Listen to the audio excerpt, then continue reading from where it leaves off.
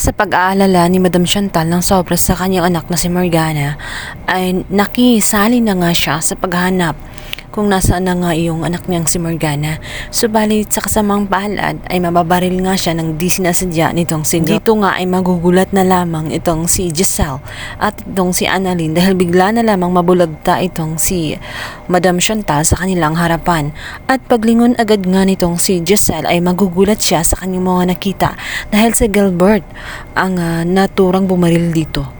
Malaking tanong sa kanyang isipan, bakit ginawang barilin ni Gilbert itong si Madam Chantal? Sinadya nga ba or hindi sinasadya? Ang banda, matapos mabaril nga nitong si Gilbert itong si Madam Chantal ay kumaripas na nga ito ng takbo at magmamadali. Maya-maya pa nga ay sa kanyang pagtakbo makita nga niya sa may puno itong si Morgana kung saan nakatali at iniwan ng tauhan itong si Giselle. Duguan ng mga ilong, agad siyang na-rescue at agad niyang sinabi na ang kanyang inang si Chantal ay nabaril at ngayon ang tinuturo niya ay itong si Giselle. Ano nga ba ang pakay ni Gilbert? Bakit gusto niyang barilin ang naturang matanda? Magkasabuat kaya siya ni Nushi? Hal gusto ni Nushi na mawala ang kanyang inang si Chantal at makabalik siya sa naturang Apex dahil ang usapan nito ay mapapasa kanya ang naturang sure dahil siya ngayong totoong Morgana. Oras na nga kaya sa paglisan nga nitong si Madam Chantal ay babalik na nga itong si Nushi upang kunin ang halaga at ang parte niya sa Apex na siyang napagkasunduan nilang dalawang mag-ina alang-alang sa kalayaan nitong si Moira at alang-alang sa sekreto at kapalit ng pananahimik niya. Bilang banda, nag-alala ng husto naman itong si RJ kung kahit agad-agad ay sinugod nila ito sa ospital.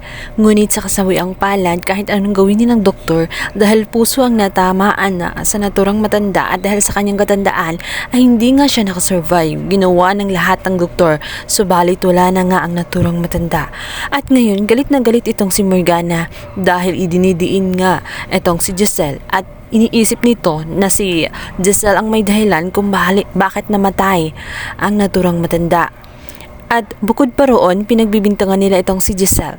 Ngunit si Giselle ay walang aaminin at sasabihin niya na nakalimutan ba daw umano nila na masama ang ugali ni Morgana at maaaring hindi lang siya ang may motibo na dakpin siya, maaaring ibang tao, ibang nakalaban nitong si Morgana. Subalit ang panig na nitong si Morgana ay hindi naniniwala dahil alam niya na si Giselle lamang ang may malaking galit sa kanya at natitiyak niya na siya ang gumawa at may pakana ng lahat. Pinaglaruan siya at binaboy sa naturang farm at bukod pa roon napahamak ang kanyang ina at namatay kung kaya't hindi niya ito mapapatawad.